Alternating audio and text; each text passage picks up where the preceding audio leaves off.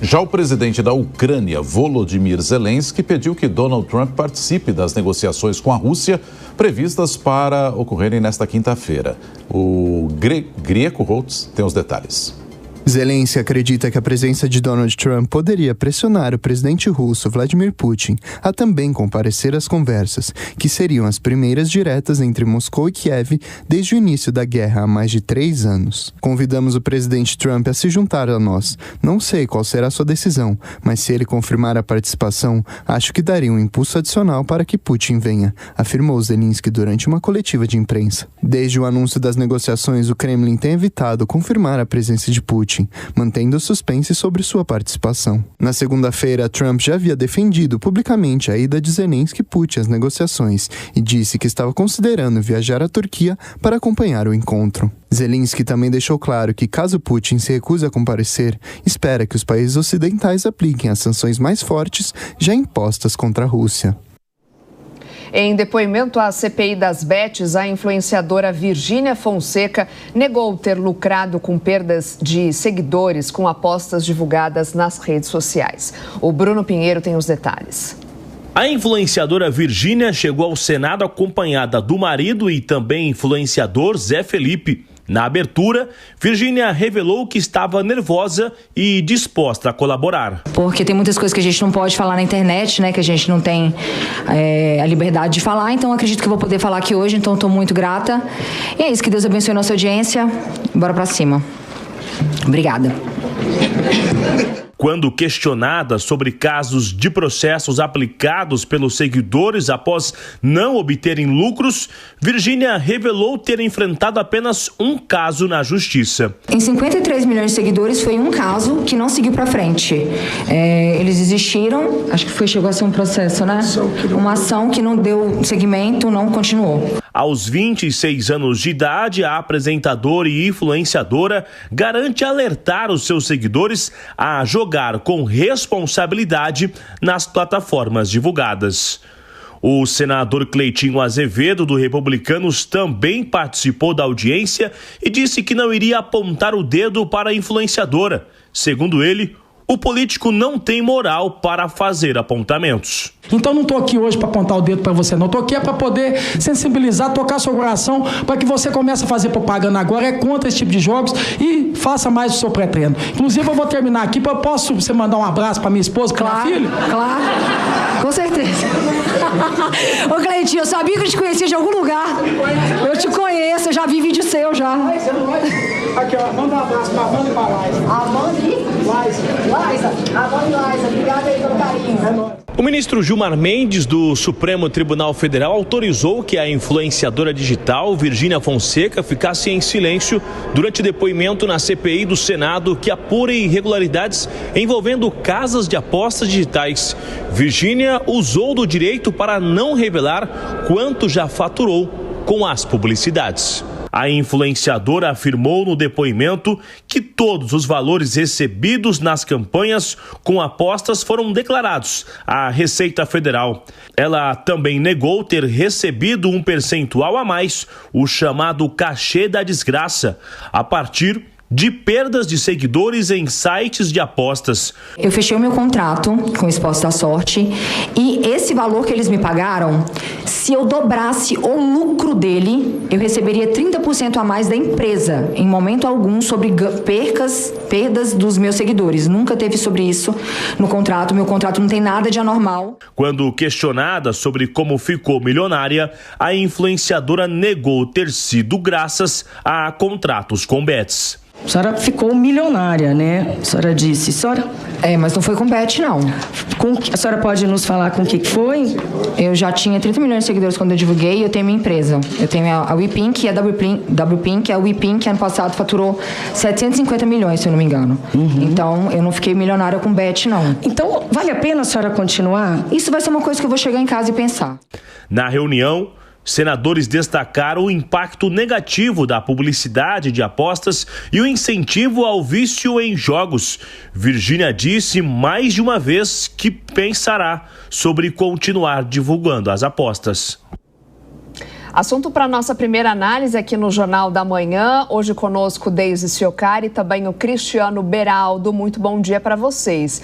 Bom, essa audiência foi acompanhada nas redes sociais com uma espécie ali de entretenimento, né? Os parlamentares até chegaram a tietar a Virgínia durante a sessão. Mas a Soraya Tronic trouxe alguns aspectos importantes desse tema, como o endividamento das famílias, também os problemas envolvidos, né, em saúde mental. Agora, os influenciadores são só uma pontinha aí desse iceberg, né, desse problemão, né, Deise, que tem muitas nuances e aspectos aí para a gente discutir. Pois é, Soraya, bom dia para você, para o Nonato, Beraldo, bom dia para a audiência da Jovem Pan.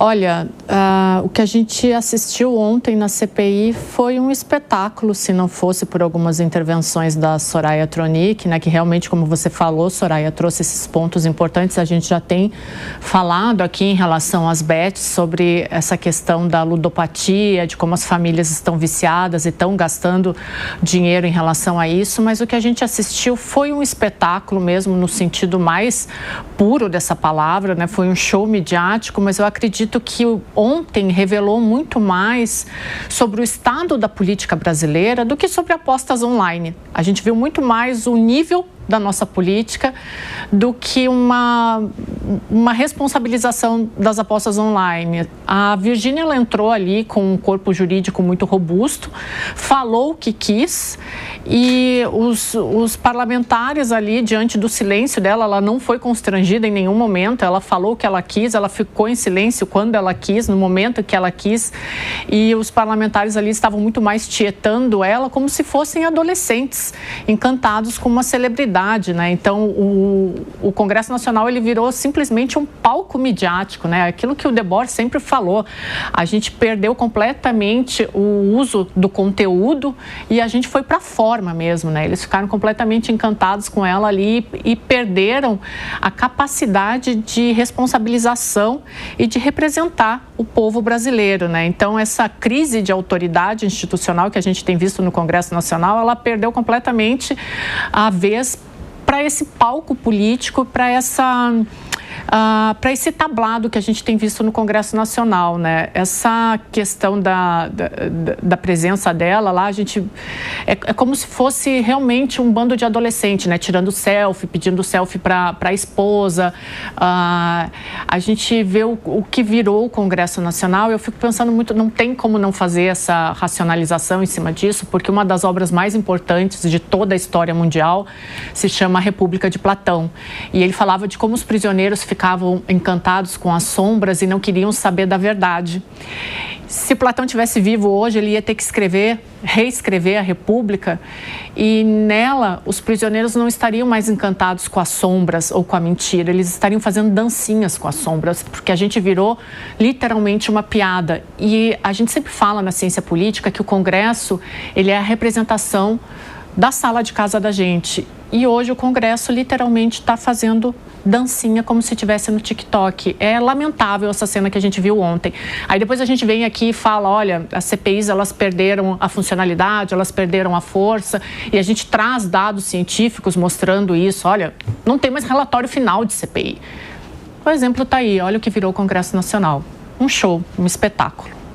Cristiano Beraldo, a gente quer te ouvir também nesse assunto, e além de tudo isso que a Deise trouxe aqui para a gente, teve também a própria vestimenta, né, da Virgínia, da entrevistada, de um jeito mais adolescente, talvez tentando passar um cenário de ingenuidade diante daquela sessão que estava sendo levada ao ar. E por outro lado, ela também chegou a questionar por que a gente não regulamenta tudo, não organiza tudo? Porque as bets estão em todos os lugares, né? Estão nos clubes de futebol, estão nas propagandas e por aí vai. Então, me parece que ainda é um terreno um tanto quanto nebuloso nessa história. O que você pensa disso? Como é que você vê essa sessão de ontem, Beraldo? Bom dia, Nonato, Deise, Soraya, bom dia à nossa audiência que prestigia o Jornal da Manhã diariamente. Olha, Nonato, ontem o que nós vimos foi a constatação de que a política brasileira é um grande circo. O Senado, que tem a missão de representar os estados brasileiros, e por isso cada um dos estados tem exatamente o mesmo número de senadores, que são 3, que deveriam estar ali representando seus estados com alto nível intelectual de compreensão do Brasil, capacidade de trabalho, mas quando eles têm a oportunidade de mostrar por que estão no Senado, eles deixam claro que não estão ali para cumprir com a sua missão. Nós aqui, que diariamente falamos sobre o desequilíbrio de poderes, dos excessos cometidos pelo STF, caberia aos senadores fazer essa fiscalização, caberia aos senadores arguir o STF e, eventualmente, até, num caso extremo, julgar impeachment de ministros do Supremo Tribunal Federal. E aí eu pergunto à nossa audiência, são esses os senadores que realmente a gente espera que façam esse trabalho duro, esse trabalho de desgaste que precisa ser feito? Não. Eles não estão ali para isso. Eles estão ali para participarem deste circo. Eles estão ali para eles fazerem esses vídeos, ganharem seguidores e, quem sabe, conseguirem o mesmo contrato que essa moça, que eu, sinceramente, não faço absolutamente a menor ideia de quem seja. Eu não sei por que essa moça tem dezenas de milhões de seguidores, mas ela estava ali usando toda a sua capacidade financeira para ser muito bem assessorada juridicamente. Nada ali, do ponto de vista da depoente, foi por acaso, e ela encontrou o ambiente perfeito. Seus advogados fizeram jus aos honorários, certamente milionários, que cobram dela, porque conseguiram colocá-la na posição perfeita para lidar com um Senado de bobões. Pessoas que ficam ali aplaudindo este circo, pedindo para gravar videozinho. Quer dizer, qual é a moral que existe do ponto de vista de alguém que está participando de uma CPI, que é uma comissão de inquérito, que estão ali para investigar, quando, de repente, diante de uma pseudo-celebridade, eles ficam ali que nem crianças bobocas.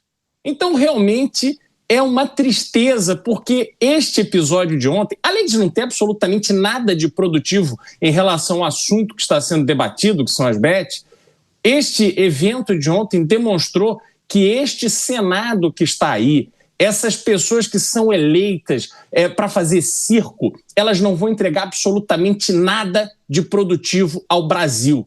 Esses bobalhões da internet que estão vestidos de senadores da República, eles são parte do problema, eles não são parte da solução.